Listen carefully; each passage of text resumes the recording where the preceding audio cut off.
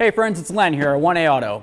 Today I want to show you something super cool. We've got a GM manifold set right here.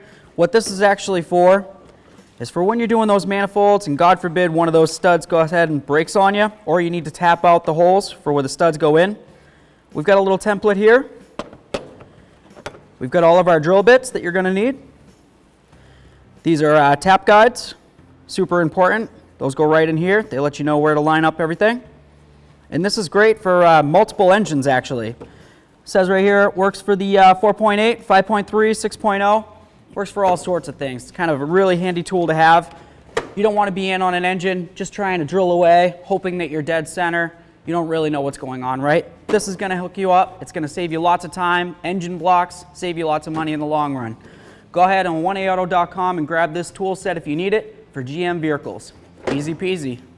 Thanks for watching. Visit 1aauto.com, your place for DIY auto repairs, for great parts, great service, and more content.